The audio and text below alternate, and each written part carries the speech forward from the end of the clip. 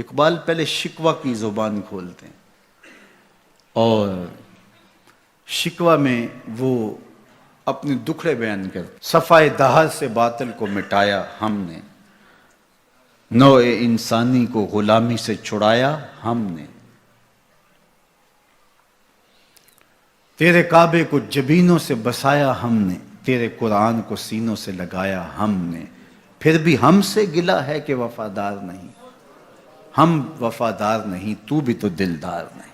لہجہ تلخ ہو گیا، فتویٰ متوجہ ہوا، لیکن جب جواب آیا تو سارا نشہ اتر گیا. لفظ وہی ہے، صرف صیغہ بدلتا ہے. پہلے تو کہا صفائے دہر سے باطل کو مٹایا ہم نے، رب سے شکوہ کر رہی ہے مشت خاک. اقبال کی زبان بول رہی ہے کہ ہم نے جنگیں لڑی، ہم نے پہاڑوں کے کلیجے چیرے، ہم نے سمندروں میں گھوڑے ڈال دیے، ہم نے تیرے دین کے لیے کیا کیا نہیں کیا. برستے تیروں میں ہم نے نمازیں نہیں ادا کی، ہم نے کربلائیں نہیں سجائیں، ہم نے کیا کچھ نہیں کیا، اور آج ہم ذلیل ہیں. 56-57 اسلامی ملک کو ذلت و رسوائی کا عالم. تو اقبال شکوہ گناہ ہوتا ہے. صفائے دہر سے باطل کو مٹایا ہم نے، نوع انسانی کو غلامی سے چھڑایا ہم نے، تیرے کعبے کو جبینوں سے بسایا ہم نے، تیرے قرآن کو سینوں سے لگایا ہم نے، پھر بھی ہم سے گلہ ہے کہ وفادار نہیں، ہم وفادار نہیں، تو بھی تو دلدار نہیں. اب جواب سنیے، جواب اب ادھر سے آتا ہے، لہجہ اقبال کا ہے، وہی لفظ ہے، صرف صیغہ بدلتا ہے، آواز آ رہی ہے.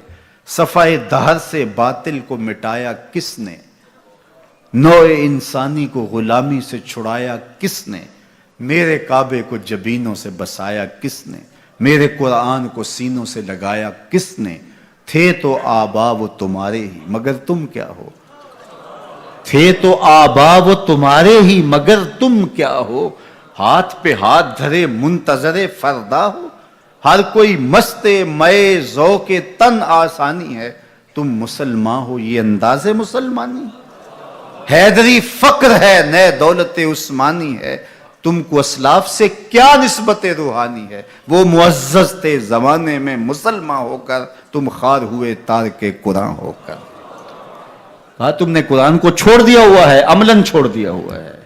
تم نے غلافوں میں لپیٹ کے تو رکھا، خوشبو تو اچھی سے اچھی لگائی، اونچے طاق پہ تم نے قرآن کو سجایا. سچ بتاؤ کبھی کھول کے دیکھا، سچ بتاؤ کبھی قرآن سے پوچھا میں زندگی کیسے گزاروں. بھیڑ بن جائے مشکل بن جائے تو مشاورت کرتے پھرتے ہو، کبھی وکیلوں سے پوچھتے ہو، کبھی ماہرین سے پوچھتے ہو، کبھی کسی سے پوچھتے ہو بتاؤ میں کیا کروں، کبھی قرآن سے بھی پوچھا میں کیا کروں. یہ مصیبت کیوں آئی میرے اوپر، قرآن تو بتا میری کوتاہی کیا تھی. پھر قرآن بتائے گا کہ تو نے رب کا دامن چھوڑا تو آج رسوا ہو رہا ہے.